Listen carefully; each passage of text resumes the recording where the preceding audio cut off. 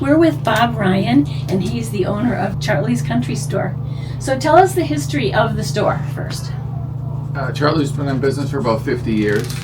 There was a location in Norton that was started, and then this place opened up in about 1990.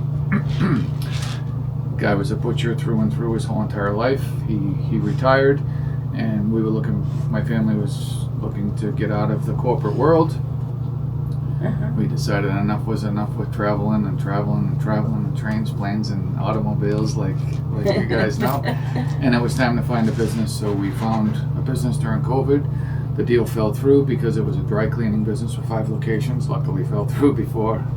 And then we stumbled upon Chartley's, and I love customer service, I love people, I love community, and we've settled in nicely, and it's been a fantastic second life for my family.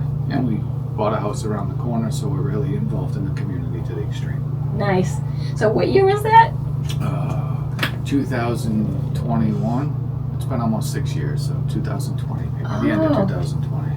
Okay, so there was only one owner before that? There was one owner, yes. Yeah. Okay, so how did you change the business, if at all? Well, I guess a lot of people questioned who are we. We weren't from the area.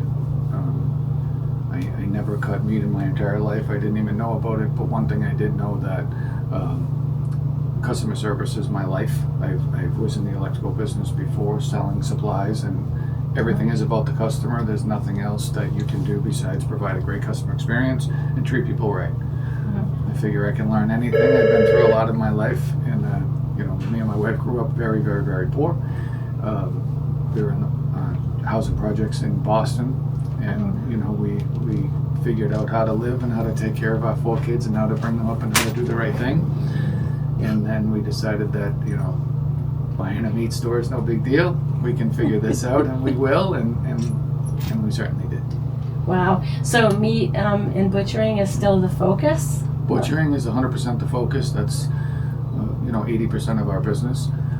But we do have a nice little candy store now that is very, very cool for from ages.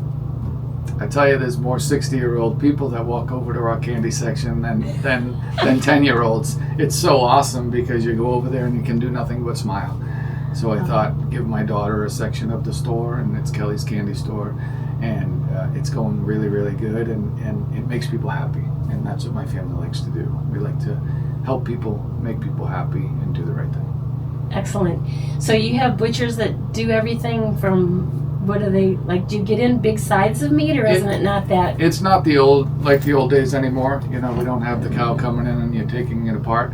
It's sectioned off.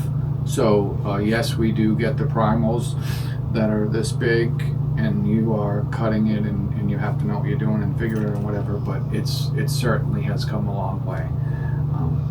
But it's not that difficult, like any task, if you don't make it difficult. Yeah. Now you do have a lot of other products. It's like a regular market. Do you also try to focus there or get as many local products as you can? We do. It has to make sense, right? So we're not going to step on the toes of people that are surrounded us trying to work, because it's very difficult times right now in the world. So we're trying to take care of the people and not hurt the small businesses. But the businesses that have some challenges that the economy is putting it to them, and they're good people, that's the most important thing, we invite them in if they want to, and we sell their products and we see where it goes, and it has to work, right? So we've had the local flower farm. They come in and out, but now they know it's just on holidays, right? So they know that they're not going to waste their product. We're going to give them the time and give them the area in the right time that they're going to benefit, as long as we're going to benefit. One big asset of ours that has been Bateson's Apple Farm in Rehoboth, and they said we do a lot of the sweets, the cakes, the cookies, the fudge, all that stuff. And I said, well, I'm certainly willing to take the ride with you. Let's go for a ride and see where this goes. And almost 6 years later, they're selling a tremendous amount of stuff through us, and it's a win-win for everybody, and everybody around here wants to support local, so it's a nice little thing. And we probably have 10 of those situations. And a lot of people did mention that you're very community oriented. So is that how you support the community, is with the products, or are there other things that you do as well? We probably support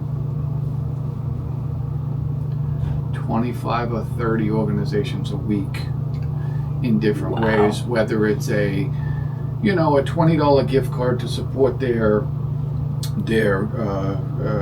little fundraiser they're having, or it's a $250 to send to the local football programs, or working with the schools to, they're a little short on supplies, or, we really love what Hebron Food Pantry in Attleboro does. They're amazing people that do some amazing things, and we try to, whenever there's a need, she knows that she can put her hand up, and because what a lot of people don't know is a place like that is, if you give them $10, it turns into $20, $200, because of it's the buying power for them to go to the Greater Boston Food Bank, and they get 20 times your donation.